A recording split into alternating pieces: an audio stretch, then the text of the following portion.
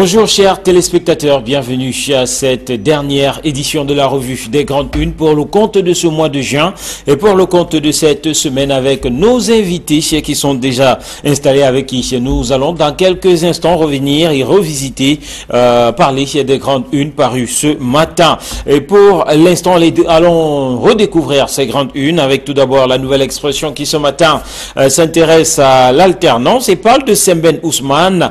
Sembène Ousmane pour nourrir le combat politique. Sembène Ousmane, cet écrivain sénégalais, écrivain engagé, le leader de la libération du peuple noir dans les années de colonisation. Le combat de l'écrivain sénégalais Sembène Ousmane continue d'inspirer Yaoundé, qui vient d'abriter une semaine d'activité en sa mémoire, semaine d'activité axée autour des conférences, débats et des projections cinématographiques sur l'œuvre et la vie de cet écrivain sénégalais, modèle politique finalement pour plusieurs générations, avec autour de cette semaine qui visait la remémoration de la vie et de l'œuvre de l'écrivain sénégalais, ceci sous la coordination de la Société des Amis de Mongo Betty, avec de nombreuses pensées et citations de l'écrivain qui ont été mises en avant, notamment des citations et pensées qui visaient à valoriser l'homme noir.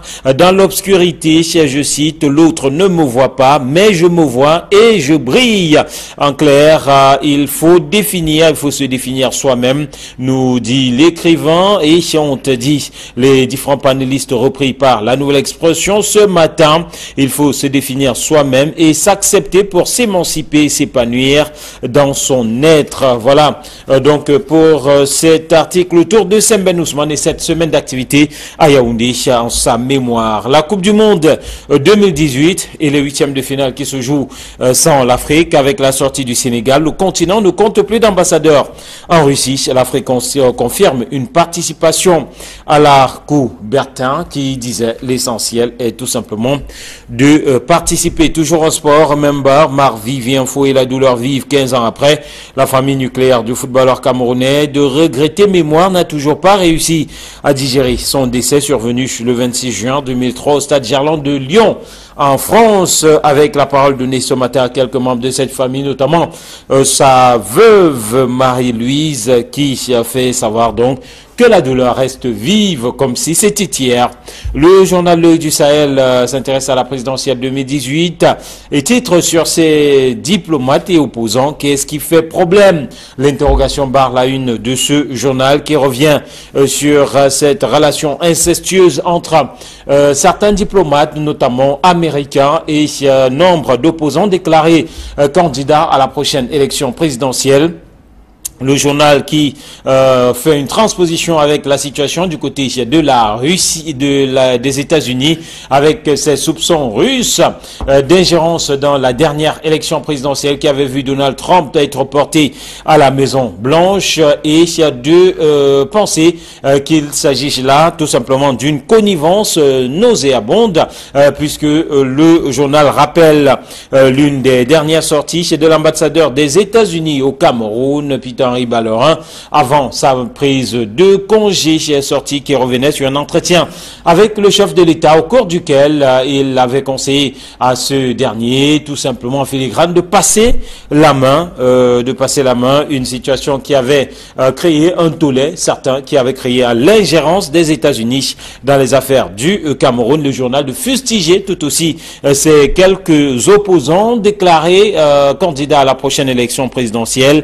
L'attitude et cette connivence avec l'ambassade des États-Unis au cas où ces derniers venaient à être élus. Le journal pense que, il se soumettrait complètement à la puissance étrangère qu'est les États-Unis, ou que sont les États-Unis. Une situation donc que critique clairement et vertement le journal L'Œil du Sahel, qui nous propose quelques faits de société ce matin, avec ce soldat du BR qui se donne la mort à Salak, ou encore ce bébé abandonné dans une église à Tibati. Le quotidien de l'Écho l'économie. Lui s'intéresse aux infrastructures, comment le traitement des décomptes bloque les chantiers routiers. Des irrégularités sont observées dans le circuit de paiement des factures des entreprises en charge de la réalisation des projets du ministère des Travaux publics. Le Soir Tri Hebdo s'intéresse ce matin au plan d'assistance humanitaire d'urgence et parle de la cagnotte de la région du centre avec 152 millions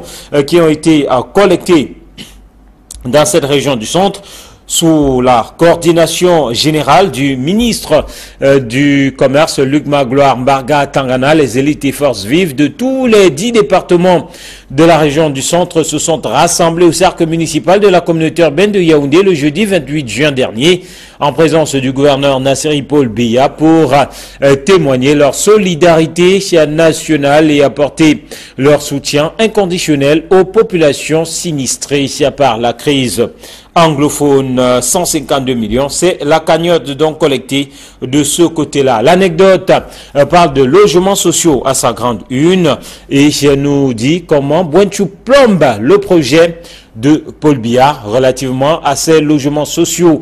Le messager, le messager qui titre sur le sommet de l'État et des 9 ans de Philémon Yon à l'immeuble Étoile. Le bilan donc de ce dernier, malgré un bilan discutable, le Premier ministre Philémon Young qui bat tous les records de longévité au poste, donc à ce poste, lui qui a été nommé le 30 juin 2009.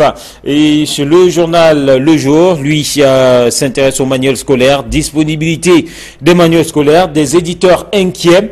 Malgré la publication des listes, ils redoutent une indisponibilité des livres sur le marché à la rentrée scolaire. Le secrétaire permanent du Conseil national d'agrément des manuels scolaires et des matériels didactiques, quant à lui, rassure tout simplement dans les colonnes de ce journal.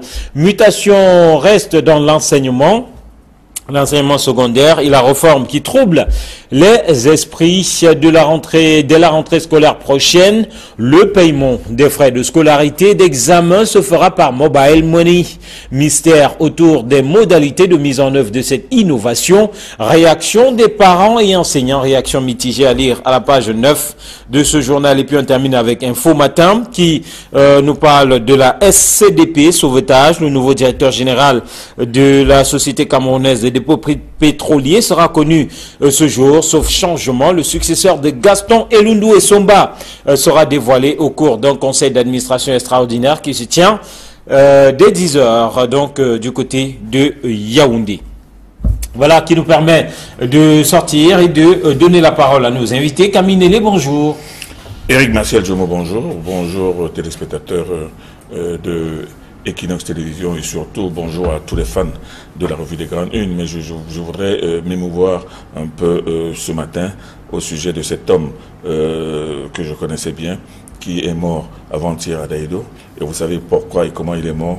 Dans un état de santé particulièrement catastrophique. On le prend pas pour l'amener à l'hôpital, mais pour l'amener dans une église. Il a passé 2 jours à l'église au moment où sa famille, un peu plus proche, l'un des membres de sa famille plus proche, constate qu'on ne l'a pas amené à l'hôpital, mais il est plutôt en train d'agoniser dans une église. Il est allé le chercher, il l'a amené à la cantine, il est mort là-bas. Je ne comprends pas, je ne comprendrai jamais comment, en plein 21e siècle, les gens pensent encore qu'on peut guérir par la prière. Ça, c'est une pratique d'il y a 3000 ans. Mais comment est-ce qu'aujourd'hui, avec tous les progrès de la médecine, on peut penser que si vous êtes malade, on vous amène à l'hôpital?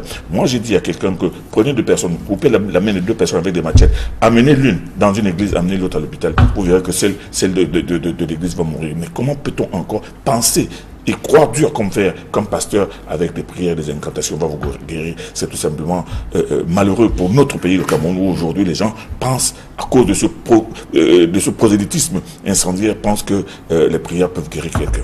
Allez, il s'agit là de dogme et de croyance, tout simplement, mon cher Camille. Alors, Georges Sémé, bonjour, bon vendredi, bienvenue. Merci, bonjour à vous, M. Dumo, bonjour aux doyens, et bonjour à tous les accros de la revue des Grandes Unes. Et puis, on vous démarre donc cette revue, ou ces commentaires de une, avec la Coupe du Monde qui revient, en tout cas petite une dans plusieurs journaux. Les 8e de finale qui vont se jouer sans l'Afrique, nous dit la nouvelle expression ce matin. L'Afrique qui a une participation peut-être déshonorante. Le journal La Nouvelle Expression pense que finalement, pour l'Afrique, il s'agit d'une participation à la Coubertin, ou selon qui l'essentiel, c'est de participer. Oui, mais l'essentiel, c'est de participer. C'est sur une note triste, sur un air triste que La Nouvelle Expression constate que le deuxième tour va se jouer sans l'Afrique. Et nous voici retournés à la période avant 1990. Vous savez très bien que c'est avec le Cameroun qu'en 1990, un pays africain a pu franchir pour la première fois le deuxième tour. Et là, aujourd'hui, on se retrouve, malgré la qualité de nos équipes, on se retrouve tous en train de rentrer à la maison. Toutes nos équipes se retrouvent en train de rentrer à la maison sans avoir pu accéder au deuxième tour. Bon, les causes, elles sont connues. On a vu que nos équipes manquent encore un peu de réalisme. Nos équipes n'ont peut-être pas encore le niveau mental, pas technique mais mental, parce que dans cette compétition, on a vu des Africains qui brillent dans les championnats européens et même un peu partout à travers le monde, mais qui ont été confrontés aussi à d'autres grands professionnels. Mais seulement, ce qui nous tue, ce qui a tué la majorité de ces pays, c'est que leur défaite est survenue dans les 5, 10, 15, 20 dernières minutes, alors que nous représentants avaient tenu la dragée haute. Alors ça veut dire qu'on a encore un problème de mental, on a encore un problème de finition, on a encore un problème de finition, de réalisme. Il est vrai, il y a aussi d'autres petits reproches que l'on peut faire à l'arbitrage, vous le savez très bien, notamment avec ce penalty du Sénégal. C'est penalty. Ouais, c'est quasiment tous les pays, le Nigeria, le Maroc, même le Sénégal, qui ont été flagrants, qui ont été refusés de manière flagrante par l'arbitrage. Malheureusement, on sort, on doit en tirer nous devrons en tirer toutes les leçons et certainement préparer davantage avec un peu plus de force. La prochaine coupe du monde qui va se dérouler du côté du Qatar dans 4 ans. Alors, le journal Le Messager, justement, s'inscrivant dans cette logique de retour quelque peu prématuré et assisté, dit que toutes les équipes africaines renvoyées, Georges Sémé. Oui, ça tranche un peu net avec la vision de nos amis de La Nouvelle Expression qui pensent que c'était une participation à Coubertin qui traduit que l'essentiel c'était de participer. Une vision pour laquelle je ne partage pas du tout, mais parfaitement d'accord avec le Messager qui pense qu'on a été renvoyé. Donc ça cache qu'on y était allé, les Africains, les équipes africaines y étaient allées pour la gagne, même si on n'espérait pas qu'elles atteignent la finale, mais quand même elles devaient en réalité passer le cap des huitièmes de finale. On a vu des équipes qui avaient un bon niveau. Je parle du Sénégal et du Nigeria qui ont déployé un jeu assez plaisant. Et pour prendre le cas du Sénégal, qui n'a été écarté que sur un fait textuel, parce que concerne l'élimination par fair play ou alors par carton jaune. Pourtant, elle a montré un bon niveau de jeu, également pour le Nigeria, qui a été éliminé alors qu'elle avait le match entre ses mains. Mais malheureusement, aux 4 dernières minutes, elle a manqué de maturité, de maîtrise et elle s'est fait rattraper et gagner. Pour les autres équipes, la Tunisie, le Maroc et l'Égypte, je pense que pour la Tunisie et l'Égypte, elle manquait de niveau. Parce que leur poule était des poules abordables, contrairement à la poule du Maroc où on avait quand même 2 mastodontes du football mondial, le Portugal et le Portugal. Donc, on y allait pour la gagne. Malheureusement, les textes sont durs, mais c'est une réalité. Le Sénégal n'a pas pu franchir le cap des huitièmes de finale. Et c'est inédit. Ce n'est pas arrivé depuis 1982, à l'époque où aucune équipe africaine n'avait franchi le cap des huitièmes de finale. Mais les années d'après, on a vu plusieurs équipes qui avaient dépassé ce cap. En 2018, malheureusement, avec un bon niveau, aucune équipe africaine n'a pu franchir ce cap. Donc il ne s'agissait pas d'une participation juste pour participer, mais on y était allé pour gagner. Et c'est sur des détails que les équipes africaines ont finalement été renvoyées sur le continent. Voilà, des équipes africaines qui devront tout simplement mieux se préparer, comme le disait tout à l'heure Camille Nélé, pour la prochaine Coupe du Monde qui aura lieu du côté du Qatar.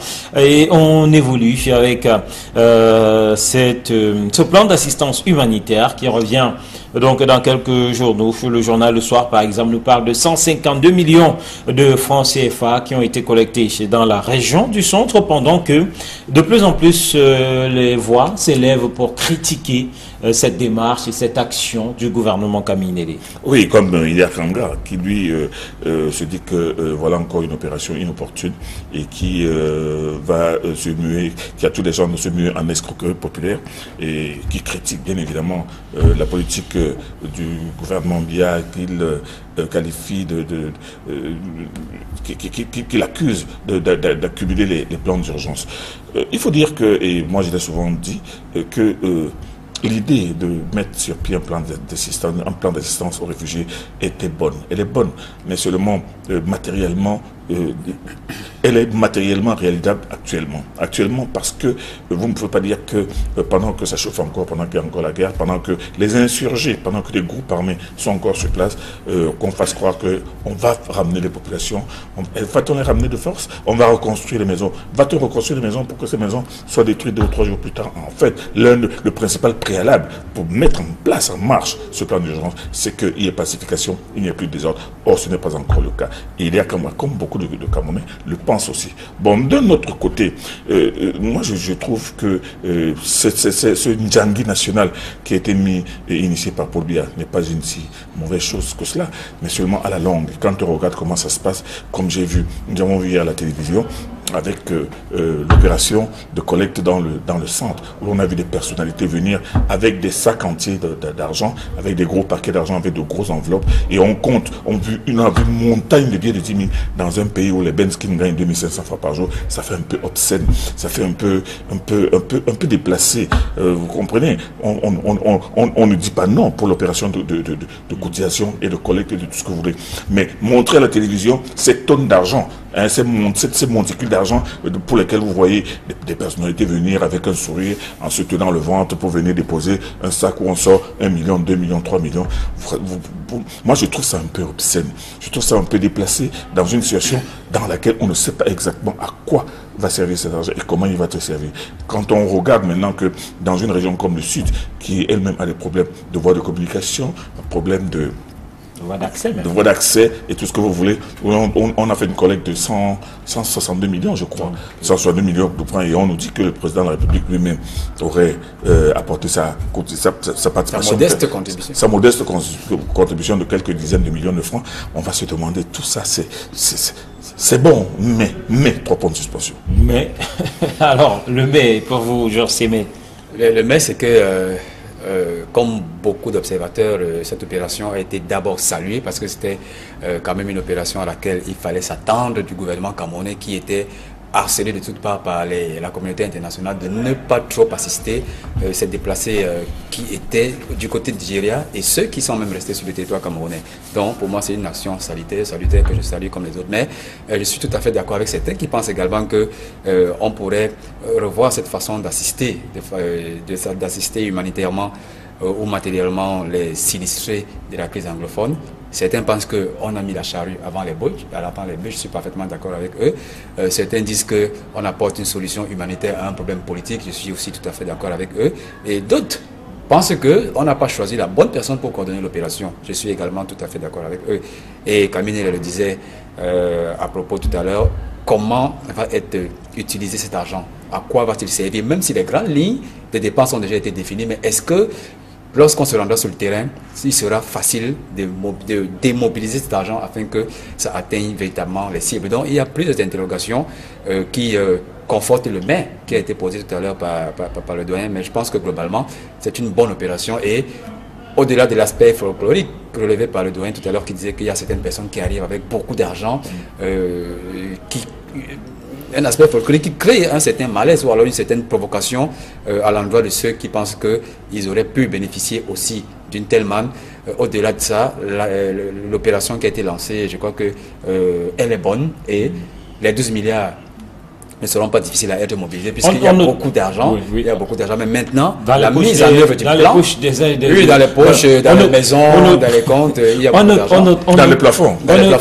On note que l'administration de façon générale, a pris cette opération à son compte. Tous les gouverneurs de région se mobilisent pour organiser ces collectes dans leur région. On a parlé là du cas du centre, on annonce l'ouest, on annonce le littoral, on annonce, mais avec à chaque fois les gouverneurs et les élites de ces différentes régions qui reviennent pour montrer leur magnanimité à travers ces nombreux billets de banque, l'administration au cœur de l'action à ce niveau-là, Kamineri? Magnanimité, non, moi je dirais plutôt solidarité. C'est vrai, il faut que les gens des Camerounais soient solidaires. Vous savez que les Camerounais savent être solidaires. Mais vous savez que l'une des premières expériences de cette solidarité et de cette solidarité nationale, ça a été en 1994, avec ce Ndjangi national qu'on avait fait pour les Lions et l'argent qui s'est volatilisé entre deux avions. Et aujourd'hui, quand on voit l'administration au four et au moulin, oui, cette administration est là pour matérialiser la volonté du chef de l'État, la décision du chef de l'État de procéder à quelque chose. Cette administration n'a pas le choix. Les élites, bien entendu, n'ont pas le choix non plus, parce que on va vous demander, attendez, toi, on t'a nommé ministre, directeur ou président du conseil d'administration, pourquoi? Il faut bien que cela démontre que non, on n'a pas une équerre au coude. Mais finalement, je le dis parce que finalement, ça ressemble plus à une opération exclusivement, ou alors essentiellement, voilà, c'est l'adverbe qui convient, de l'administration. Mais bien entendu, puisque c'est l'administration qui la gère, l'idée ne pouvait pas être gérée par un privé. Elle ne pouvait pas non plus partir de particuliers ou de privés ou de personnalités de la société civile. Impossible. Quelle est la personnalité de la société civile qui aurait pu mobiliser autant de fonctionnaires, autant d'élites pour venir verser de l'argent? Mais tandis que sous la supervision d'un gouverneur de région, c'est très bien que c'est le patron de la région, c'est le patron de l'administration de la région, c'est le représentant personnel de Paul Biya. Ça donne de la crédibilité. Mais la finalité, et c'est là que moi je suis en train de dire à Georges Sémé que je suis d'accord avec Georges Sémé et tous ceux qui pensent que cette affaire était bien pensée, mais seulement moi j'avais dit ici qu'on avait jeté le manche avant la cognée. Hein? On a mis la charrue avant les bœufs. On aurait d'abord pu commencer par respecter le préalable, c'est-à-dire qu'on mette que la paix soit revenue, la paix sociale soit revenue, la paix des cœurs soit revenue, que le traumatisme des populations disparaissent pour qu'elles puissent revenir sans crainte dans leur maison. Mais moi, j'ai toujours un doute, et Georges Sémé va commencer, va me ramener certainement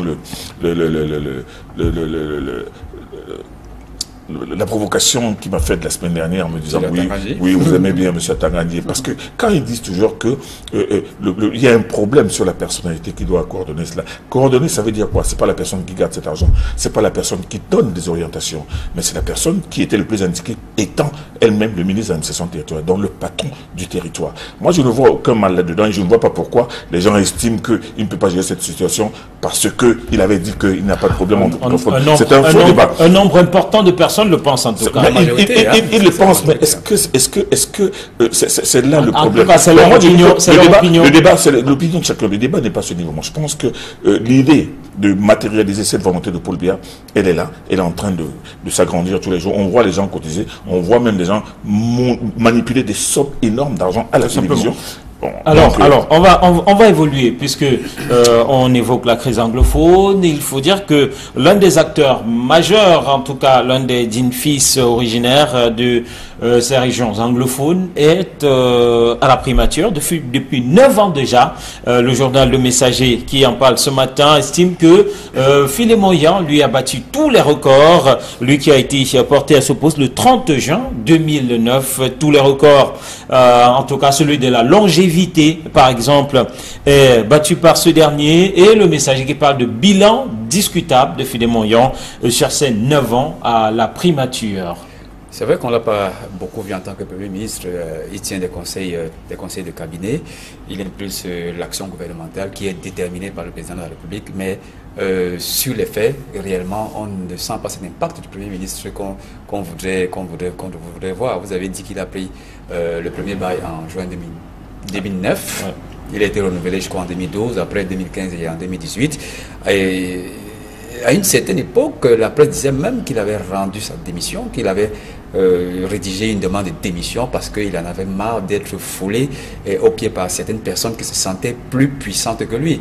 Certains ministres, pas des personnes. Certains ministres qui se sentaient plus puissantes que lui. Après le recoupement, ça s'était avéré vrai parce que c'était un premier ministre à la petite semelle et qui n'avait pas un réel pouvoir de décision sur certaines fortes personnalités qui constituent un entourage du chef de l'État.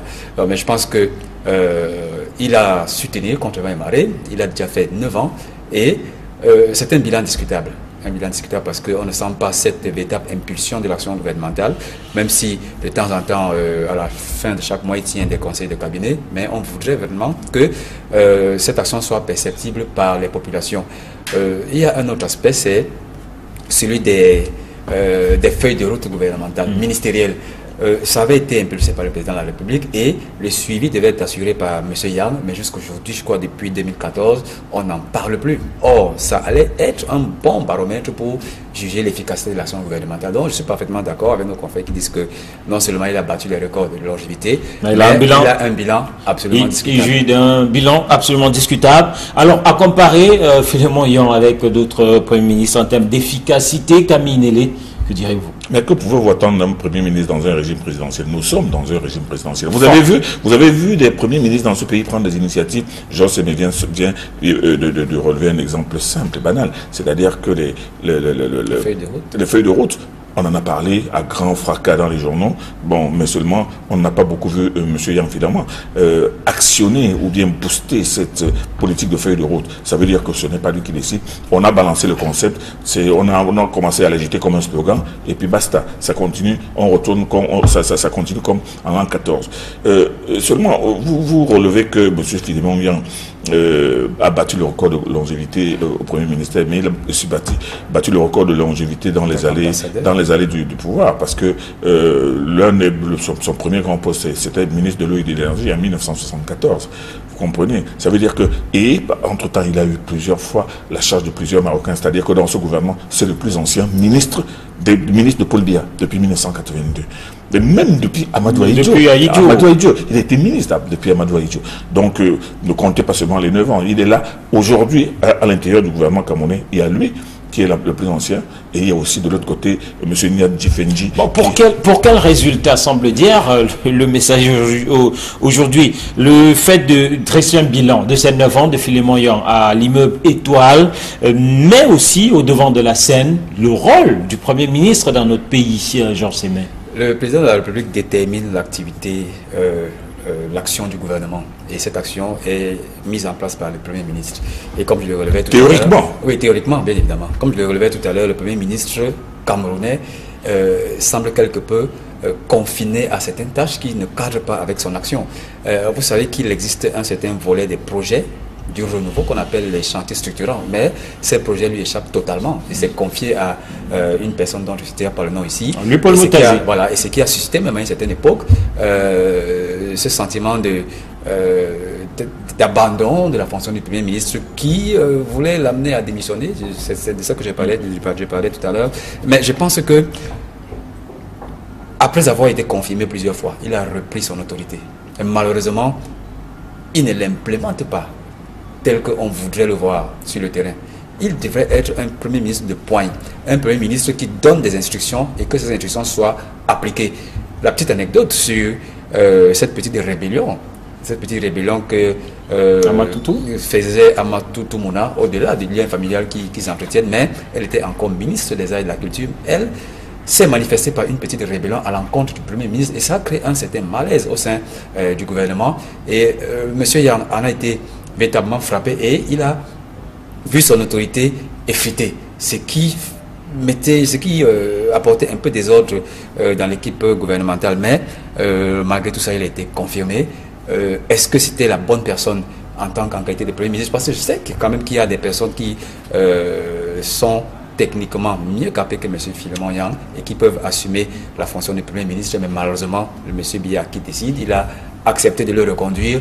Et malheureusement, pour quel résultat? Parce qu'on ne sent pas l'impact de son action gouvernementale dans le sac de le panier de la ménagère, dans nos casseroles ou alors dans les poches des fonctionnaires. Peut-être avec ce prochain gouvernement qui se profilerait à l'horizon, on n'aura pas de gouvernement Yang 5. Alors, bon, peut-être, comme vous le dites si bien, sur un point important qui mine le Cameroun depuis 2 ans, la crise anglophone. C'est un Premier ministre, en tout cas issu de l'une de ces régions, comme de nombreux prédécesseurs. On s'attendait aussi à le voir réussir à ce niveau-là, mais c'est échec total aussi. Échec total tout simplement parce que son image ne passe pas du côté de sa région d'origine. Son image ne passe pas et sa parole n'a pas d'autorité, peut-être parce qu'on estime qu'il a été nommé Premier ministre par Paul Biya et lui-même n'a pas formé son gouvernement. Le gouvernement qu'il dirige a été formé par Paul Biya. C'est pour ça que il faut dire la vérité. Il ne peut pas avoir barre sur ces ministres qui n'ont pas été nommés par lui, mais par le président de la République. Ça veut dire qu'ils ont tous été nommés dans la même charrette, mais seulement lui, il n'est que le premier, c'est tout. Seulement, pour revenir à ce désamour entre lui, entre sa région d'origine et lui, on sait très bien que quand les troubles ont commencé du côté du nord-ouest, il est descendu au nord-ouest, on l'a pratiquement hué. Les populations l'ont hué. On dit que non, c'est pas toi qu'on attend. Pourquoi? Certainement parce qu'avant cette crise-là, on ne l'avait jamais vu sur le terrain de sa région pour venir soit expliquer un certain nombre de choses, soit impulser un certain nombre de choses. C'est pour cela que son image ne passe pas tellement. Mais qu'est-ce que vous voulez? Le chef de l'État estime que c'est l'homme qu'il faut là. On ne peut pas discuter ses choix. Sur la crise anglophone, Georges, rapidement.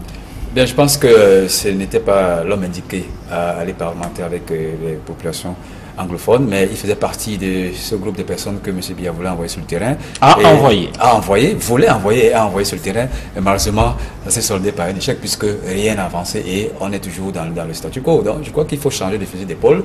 Malheureusement, il y a eu cette opération d'assistance humanitaire d'urgence et on a encore repris une personne qui n'est pas très aimée dans la région anglophone pour coordonner cette opération. Donc je pense qu'on est en train de tourner en rond et je suis d'accord avec ceux qui pensent qu'on a mis la charrue avant les bœufs et qu'il faut d'abord trouver des solutions politiques avant de placer une action humanitaire et d'aide matérielle. Donc, je sais bien, vous êtes de ceux qui pensent, comme a titré un journal, que Paul Biya, le plan d'urgence, court dans le sac.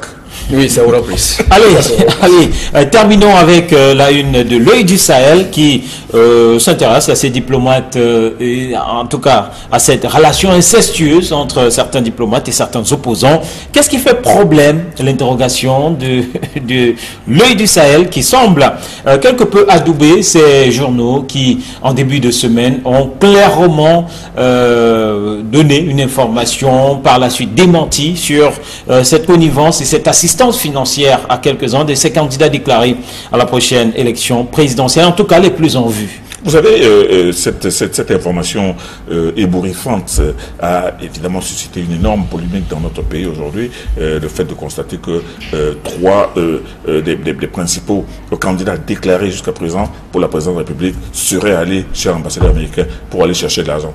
Est-ce qu'on les avait sortis avec des sacs banjok?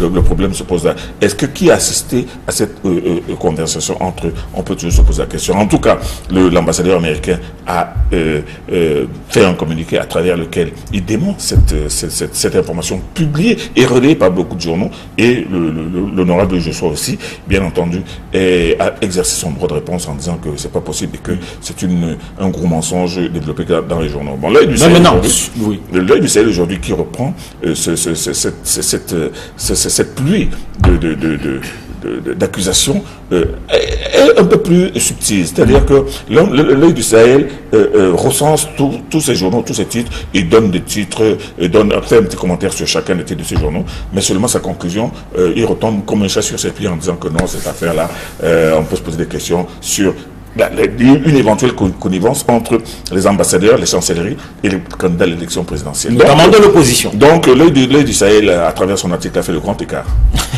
Georges.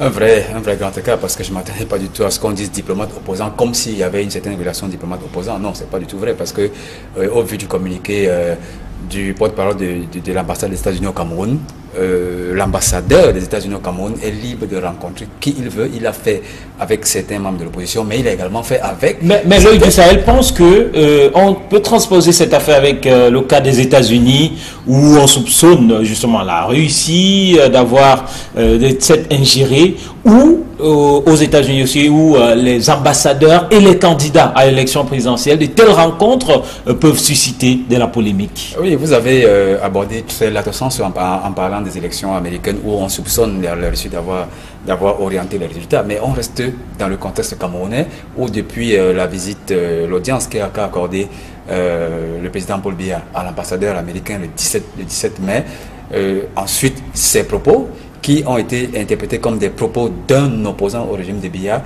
et ensuite une rencontre où il y avait des opposants, mais également un représentant du gouvernement, M. Bikor Ouna, et la presse s'est j'étais en conjecture en disant qu'il y avait certainement un lien entre diplomates en général, puisque le titre de l'œil du dit diplomate, et les opposants, non. C'est juste de la manipulation de l'information. Et parmi ces journaux, personne n'a amené la moindre preuve que certains opposants auraient reçu de l'argent de l'ambassadeur des États-Unis. Et moi, je pense qu'il faut être sérieux quand on rend ce type d'information qui est extrêmement délicate. Malheureusement, certains journaux, de l'autre côté des Yaoundé, ne font plus du journalisme, foulent la déontologie et l'éthique professionnelle, malheureusement. C'est peut-être pour cela, Jean Sémé, en 30 secondes, qu'on peut revenir même sur les propos de l'ambassadeur américain. Au sortir du palais d'études, il a dit qu'il a demandé au président Biya de penser à son héritage. On a transporté cela, on a dit que non, il lui demande de partir. C'est une ingérence. En disant de penser à son héritage, ça veut dire que le moment où vous devrez partir, il faudrait déjà, à partir du moment, maintenant, commencer à savoir ce que vous allez laisser, comment est-ce que vous allez laisser ce pays, puisqu'il partira un jour. Mais immédiatement, on a pris cela dans un sens d'opposition trivial en estimant que non, il a manqué de respect au chef de l'État, il lui a demandé de partir. Non. Il lui a dit, pensez à ce que vous allez laisser. Et moi, je pense que le quiproquo vient de là et il est maintenant amplement... De l'interprétation qui a été faite par de nombreux journaux et des tiers groupés, en tout cas qu'on a observé par la suite. Merci Camille, merci à vous Georges, merci à vous qui nous avez regardé tout au long de ce mois de juin. Madame, monsieur, on prend rendez-vous lundi prochain pour un nouveau numéro. Bon week-end à tous en compagnie des programmes d'Equinox Télévision. Au revoir.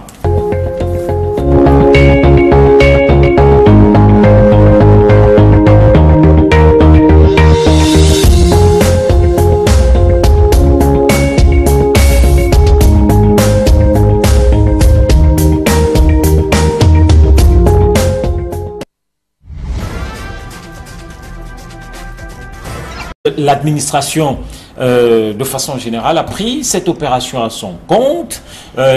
Tous les gouverneurs de région se mobilisent pour organiser ces collectes dans leur région. On a parlé là du cas du centre, on annonce l'ouest, on annonce le littoral, on annonce, mais avec à chaque fois les gouverneurs et les élites de ces différentes régions qui reviennent pour montrer leur magnanimité à travers ces nombreux billets de banque, l'administration au cœur de l'action à ce niveau-là, Camille Nédé. Magnanimité, non, moi je dirais plutôt solidarité. C'est vrai, il faut que les gens des Cameroun soient solidaires. Vous savez que les Camerounais savent être solidaires. Mais vous savez que l'une des premières expériences de cette solidarité et de cette solidarité nationale, ça a été en 1994, avec ce Ndjangi national qu'on avait fait pour les Lions et l'argent qui s'est volatilisé entre deux avions. Et aujourd'hui, quand on voit l'administration au four et au moulin, oui, cette administration est là pour matérialiser la volonté du chef de l'État, la décision du chef de l'État de procéder à quelque chose. Cette administration n'a pas le choix. Les élites, bien entendu, n'ont pas le choix non plus, parce que on va vous demander, attendez, toi, on t'a nommé ministre ou directeur ou président du conseil d'administration, pourquoi? Il faut bien que cela démontre que non, on n'a pas une équerre au coude. Mais finalement, je le dis parce que finalement, ça ressemble plus à une opération exclusivement, ou alors essentiellement, voilà, c'est l'adverbe qui convient, de l'administration.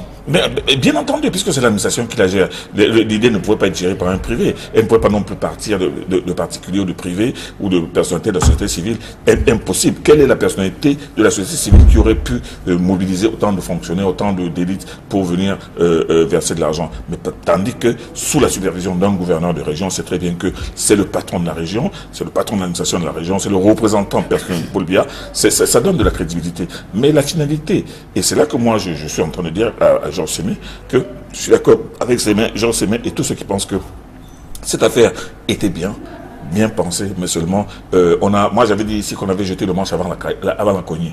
Hein? On a mis la charrue avant les bœufs. On aurait d'abord pu commencer par respecter le préalable, c'est-à-dire qu'on mette que la paix soit revenue, la paix sociale soit revenue, la paix des cœurs soit revenue, que le traumatisme des populations disparaissent pour qu'elles puissent revenir sans crainte dans leur maison. Mais moi, j'ai toujours un doute et Georges Sémé va me ramener certainement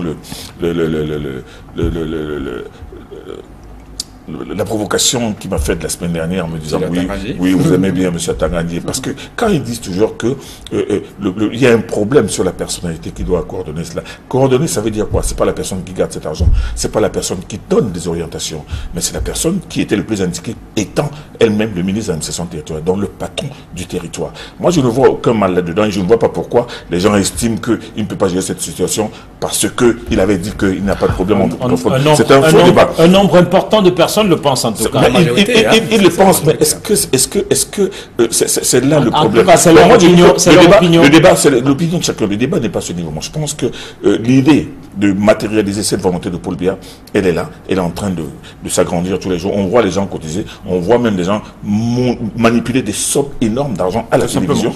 Bon, alors, on va évoluer puisque on évoque la crise anglophone. Il faut dire que l'un des acteurs majeurs, en tout cas l'un des dignes fils originaires de ces régions anglophones, est à la primature depuis 9 ans déjà. Le journal Le Messager qui en parle ce matin estime que Philémon Yan lui a battu tous les records. Lui qui a été porté à ce poste le 30 juin 2009. Tous les records, en tout cas celui de la longévité par exemple, est battu par ce dernier, et Le Messager qui parle de bilan discutable de Philémon Yan sur ses 9 ans à la primature. C'est vrai qu'on ne l'a pas beaucoup vu en tant que Premier ministre. Il tient des conseils de cabinet. Il impulse l'action gouvernementale qui est déterminée par le président de la République. Mais sur les faits, réellement, on ne sent pas cet impact du Premier ministre qu'on voudrait voir. Vous avez dit qu'il a pris le premier bail en juin 2009. Ouais. Il a été renouvelé, je crois, en 2012, après 2015 et en 2018.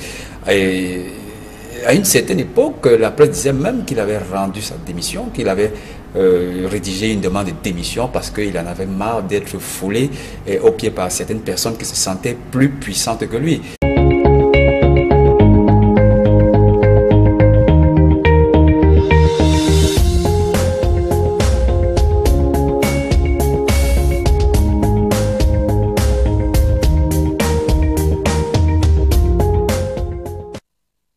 Bonjour chers téléspectateurs, bienvenue à cette dernière édition de la revue des Grandes Unes pour le compte de ce mois de juin et pour le compte de cette semaine avec nos invités qui sont déjà installés, avec qui nous allons dans quelques instants revenir et revisiter, parler des Grandes Unes parues ce matin. Et pour l'instant, allons redécouvrir ces Grandes Unes avec tout d'abord la nouvelle expression qui ce matin s'intéresse à l'alternance et parle de Semben Ousmane.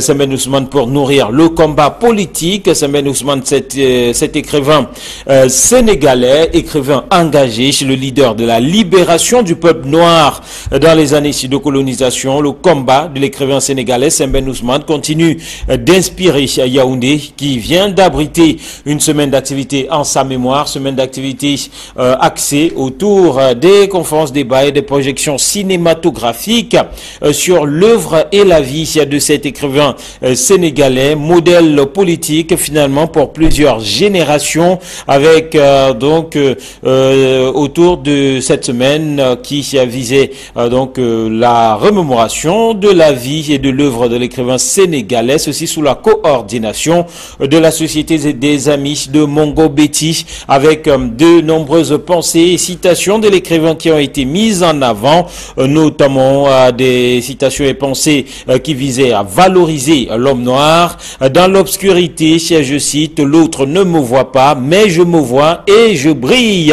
En clair, il faut se définir soi-même, nous dit l'écrivain, et on te dit les différents panélistes repris par la nouvelle expression ce matin, il faut se définir soi-même et s'accepter pour s'émanciper et s'épanouir dans son être. Voilà donc pour cet article autour de Semben Ousmane et cette semaine d'activité à Yaoundé en sa mémoire. La Coupe du Monde 2018 et les 8e de finale qui se jouent sans l'Afrique. Avec la sortie du Sénégal, le continent ne compte plus d'ambassadeurs en Russie. L'Afrique confirme une participation à la Coupe Bertin qui disait l'essentiel est tout simplement de participer. Toujours en sport, Membar, Marc-Vivien Faux et la douleur vive 15 ans après.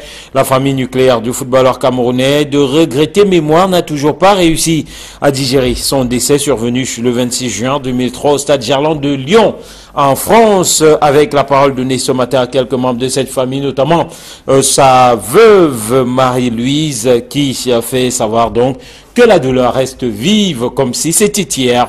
Le journal L'Œil du Sahel s'intéresse à la présidentielle 2018 et titre sur ces diplomates et opposants. Qu'est-ce qui fait problème? L'interrogation barre la une de ce journal qui revient sur cette relation incestueuse entre certains diplomates, notamment américains, et nombre d'opposants déclarés candidats à la prochaine élection présidentielle. Le journal qui fait une transposition avec la situation du côté de la Russie, des États-Unis, avec ses soupçons russes d'ingérence dans la dernière élection présidentielle qui avait vu Donald Trump être porté à la Maison Blanche, et il y a de penser qu'il s'agit là tout simplement d'une connivence nauséabonde, puisque le journal rappelle l'une des dernières sorties de l'ambassadeur des États-Unis au Cameroun, Peter Henri Ballerin, avant sa prise de congé, est sorti qui revenait sur un entretien avec le chef de l'État au cours duquel il avait conseillé à ce dernier tout simplement en filigrane de passer la main, une situation qui avait créé un tollé, certains qui avaient créé à l'ingérence des États-Unis dans les affaires du Cameroun. Le journal de fustiger tout aussi ces quelques opposants déclarés candidats à la prochaine élection présidentielle. L'attitude et cette connivence avec l'ambassade des États-Unis au cas où ces derniers venaient à être élus. Le journal pense il se soumettrait complètement à la puissance étrangère qu'est les États-Unis, ou que sont les États-Unis. Une situation donc que critique clairement et vertement le journal. Le journal Le Soir, par exemple, nous parle de 152 millions de francs CFA qui ont été collectés dans la région du centre, pendant que de plus en plus les voix s'élèvent pour critiquer cette démarche et cette action du gouvernement Kaminele. Oui, comme Ilia Kanga, qui lui se dit que voilà encore une opération inopportune et qui va se muer, qui a tous les gens de se muer en escroquerie populaire, et qui critique bien évidemment la politique du gouvernement Biya, qu'il qualifie qu'il accuse d'accumuler les plans d'urgence. Il faut dire que, et moi je l'ai souvent dit, que l'idée de mettre sur pied un plan d'assistance aux réfugiés était bonne. Elle est bonne, mais seulement matériellement, elle est matériellement réalisable actuellement. Actuellement, parce que vous ne pouvez pas dire que pendant que ça chauffe encore, pendant qu'il y a encore la guerre, pendant que les insurgés, pendant que les groupes armés sont encore sur place, qu'on fasse croire qu'on va ramener les populations. Va-t-on les ramener de force? On va reconstruire les maisons. Va-t-on reconstruire les maisons pour que ces maisons soient détruites 2 ou 3 jours plus tard? En fait, le principal préalable pour mettre en place, en marche, ce plan d'urgence, c'est qu'il y ait pacification, il n'y ait plus de désordre. Or, ce n'est pas encore le cas.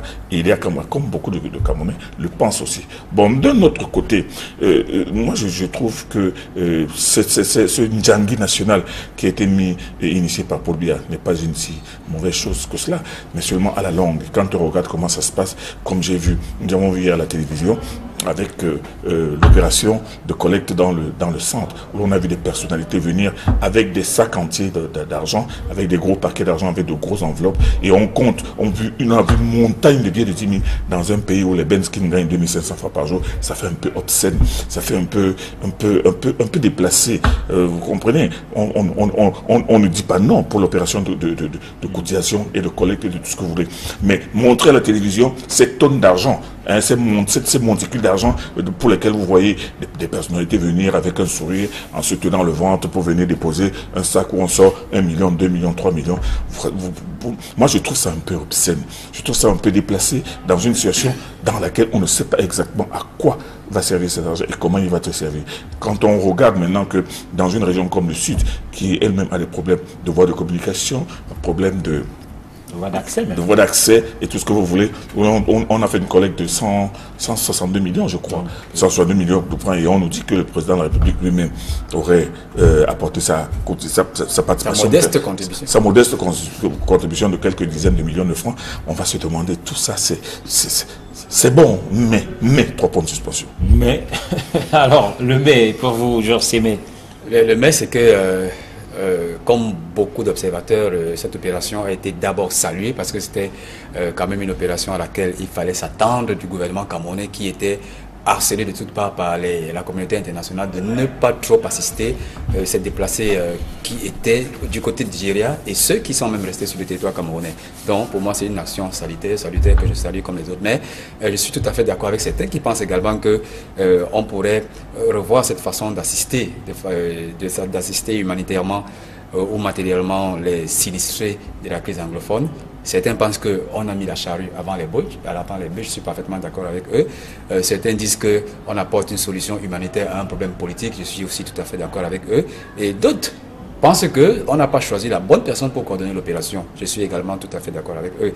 Et Kamine le disait à propos tout à l'heure, comment va être utilisé cet argent? À quoi va-t-il servir? Même si les grandes lignes de dépenses ont déjà été définies, mais est-ce que lorsqu'on se rendra sur le terrain, il sera facile de démobiliser cet argent afin que ça atteigne véritablement les cibles? Donc il y a plusieurs interrogations qui confortent le mais qui a été posé tout à l'heure par le doyen, mais je pense que globalement c'est une bonne opération. Et au-delà de l'aspect folklorique relevé par le doyen tout à l'heure qui disait qu'il y a certaines personnes qui arrivent avec beaucoup d'argent, un aspect folklorique qui crée un certain malaise ou alors une certaine provocation à l'endroit de ceux qui pensent qu'ils auraient pu bénéficier aussi d'une telle manne. Au-delà de ça, l'opération qui a été lancée, je crois qu'elle est bonne et les 12 milliards ne seront pas difficiles à être mobilisés puisqu'il y a beaucoup d'argent. Il y a beaucoup d'argent, mais maintenant, la mise en œuvre du plan, dans les poches, dans les maisons, dans les comptes, il y a beaucoup d'argent. Dans les plafonds. On note que... Et puis on démarre donc cette revue ou ces commentaires de une avec la Coupe du Monde qui revient, en tout cas petite une dans plusieurs journaux. Les huitièmes de finale qui vont se jouer sans l'Afrique, nous dit la nouvelle expression ce matin. L'Afrique qui a une participation peut-être déshonorante. Le journal La Nouvelle Expression pense que finalement, pour l'Afrique, il s'agit d'une participation à la Coubertin, ou selon qui l'essentiel, c'est de participer. Oui, mais l'essentiel, c'est de participer. C'est sur une note triste, sur un air triste que La Nouvelle Expression constate que le deuxième tour va se jouer sans l'Afrique. Et nous voici retournés à la période avant 1990. Vous savez très bien que c'est avec le Cameroun qu'en 1990, un pays africain a pu franchir pour la première fois le deuxième tour. Et là, aujourd'hui, on se retrouve, malgré la qualité de nos équipes, on se retrouve tous en train de rentrer à la maison. Tous nos équipes se retrouvent en train de rentrer à la maison sans avoir pu accéder au deuxième tour. Bon, les causes, elles sont connues. On a vu que nos équipes manquent encore un peu de réalisme. Nos équipes n'ont peut-être pas encore le niveau mental, pas technique, mais mental, parce que dans cette compétition, on a vu des Africains qui brillent dans les championnats européens et même un peu partout à travers le monde, mais qui ont été confrontés aussi à d'autres grands professionnels. Mais seulement, ce qui nous tue, ce qui a tué la majorité de ces pays, c'est que leur défaite est survenue dans les 5, 10, 15, 20 dernières minutes, alors que nous représentants avaient tenu la dragée haute. Alors ça veut dire qu'on a encore un problème de mental, on a encore un problème de finition, on a encore un problème de finition, de réalisme. Il est vrai, il y a aussi d'autres petits reproches que l'on peut faire à l'arbitrage, vous le savez très bien, notamment avec ce penalty du Sénégal. C'est penalty. Ouais, c'est quasiment tous les pays, le Nigeria, le Maroc, même le Sénégal, qui ont été flagrants, qui ont été refusés de manière flagrante par l'arbitrage. Malheureusement, on sort, on doit en tirer nous devrons en tirer toutes les leçons et certainement préparer davantage avec un peu plus de force la prochaine Coupe du Monde qui va se dérouler du côté du Qatar dans 4 ans. Alors, le journal Le Messager, justement s'inscrivant dans cette logique de retour quelque peu prématuré et assisté, dit que toutes les équipes africaines renvoyées, Georges Sémé. Oui, ça tranche un peu net avec la vision de nos amis de la Nouvelle Expression qui pensent que c'était une participation à Coubertin qui traduit que l'essentiel c'était de participer. Une vision pour laquelle je ne partage pas du tout, mais parfaitement d'accord avec le messager qui pense qu'on a été renvoyé. Donc ça cache qu'on y était allé, les Africains, les équipes africaines y étaient allées pour la gagne, même si on n'espérait pas qu'elles atteignent la finale, mais quand même elles devaient en réalité passer le cap des huitièmes de finale. On a vu des équipes qui avaient un bon niveau. Je parle du Sénégal et du Nigeria qui ont déployé un jeu assez plaisant. Et pour prendre le cas du Sénégal, qui n'a été écarté que sur un fait textuel, en ce qui concerne l'élimination par fair play ou alors par carton jaune. Pourtant, elle a montré un bon niveau de jeu, également pour le Nigeria, qui a été éliminé alors qu'elle avait le match entre ses mains. Mais malheureusement, aux 4 dernières minutes, elle a manqué de maturité, de maîtrise, et elle s'est fait rattraper et gagner. Pour les autres équipes, la Tunisie, le Maroc et l'Égypte, je pense que pour la Tunisie et l'Égypte, elle manquait de niveau. Parce que leur poule était des poules abordables, contrairement à la poule du Maroc où on avait quand même 2 mastodontes du football mondial, le Portugal et le Portugal. Donc, on y allait pour la gagne. Malheureusement, les tests sont durs, mais c'est une réalité. Le Sénégal n'a pas pu franchir le cap des 8e de finale. Et c'est inédit. Ce n'est pas arrivé depuis 1982, à l'époque où aucune équipe africaine n'avait franchi le cap des 8e de finale. Mais les années d'après, on a vu plusieurs équipes qui avaient dépassé ce cap. En 2018, malheureusement, avec un bon niveau, aucune équipe africaine n'a pu franchir ce cap. Donc il ne s'agissait pas d'une participation juste pour participer, mais on y était allé pour gagner. Et c'est sur des détails que les équipes africaines ont finalement été renvoyées sur le continent. Voilà, des équipes africaines qui devront tout simplement mieux se préparer, comme le disait tout à l'heure Camille Nélé, pour la prochaine Coupe du Monde qui aura lieu du côté du Qatar. Et on évolue avec ce plan d'assistance humanitaire qui revient donc dans quelques journaux. L'œil du Sahel qui nous propose quelques faits de société ce matin avec donc ce soldat du BR qui se donne la mort à Salak ou encore ce bébé abandonné dans une église à Tibati. Le quotidien de l'économie, lui, s'intéresse aux infrastructures, comment le traitement des décomptes bloque les chantiers routiers. Des irrégularités sont observées dans le circuit de paiement des factures des entreprises en charge de la réalisation des projets du ministère des Travaux publics. Le soir, Tri-Hebdo s'intéresse ce matin au plan d'assistance humanitaire d'urgence et parle de la cagnotte de la région du centre avec 152 millions qui ont été collectés dans cette région du centre sous la coordination générale du ministre du Commerce, Luc Magloire Mbarga Tangana. Les élites et forces vives de tous les 10 départements de la région du centre se sont rassemblés au cercle municipal de la communauté urbaine de Yaoundé le jeudi 28 juin dernier en présence du gouverneur Nasseri Paul Biya pour témoigner leur solidarité nationale et apporter leur soutien inconditionnel aux populations sinistrées par la crise anglophone. 152 millions, c'est la cagnotte donc collectée de ce côté-là. L'anecdote parle de logements sociaux à sa grande une et nous dit comment Boinchou plombe le projet de Paul Biya relativement à ces logements sociaux. Le messager, le messager qui titre sur le sommet de l'État et des 9 ans de Philémon Yon à l'immeuble Étoile. Le bilan donc de ce dernier, malgré un bilan discutable, le Premier ministre Philémon Yang qui bat tous les records de longévité au poste, donc à ce poste, lui qui a été nommé le 30 juin 2009. Et sur le journal Le Jour, lui s'intéresse au manuel scolaire, disponibilité des manuels scolaires, des éditeurs inquiets. Malgré la publication des listes, ils redoutent une indisponibilité des livres sur le marché à la rentrée scolaire. Le secrétaire permanent du Conseil national d'agrément des manuels scolaires et des matériels didactiques, quant à lui, rassure tout simplement dans les colonnes de ce journal. Mutation reste dans l'enseignement secondaire et la réforme qui trouble les esprits dès la rentrée scolaire prochaine. Le paiement des frais de scolarité d'examen se fera par mobile money. Mystère autour des modalités de mise en œuvre de cette innovation. Réaction des parents et enseignants. Réaction mitigée à lire à la page 9 de ce journal. Et puis on termine avec Info Matin qui nous parle de la SCDP Sauvetage. Le nouveau directeur général de la Société camerounaise des dépôts pétroliers sera connu ce jour. Sauf changement, le successeur de Gaston Elundou Essomba sera dévoilé au cours d'un conseil d'administration extraordinaire qui se tient dès 10 h donc du côté de Yaoundé. Voilà qui nous permet de sortir et de donner la parole à nos invités. Camille Nélé, bonjour. Éric Martial Jomo, bonjour. Bonjour téléspectateurs de Equinox Télévision et surtout bonjour à tous les fans de la revue des Grandes Unes. Mais je voudrais m'émouvoir un peu ce matin au sujet de cet homme que je connaissais bien, qui est mort avant-hier à Daïdo. Et vous savez pourquoi et comment il est mort?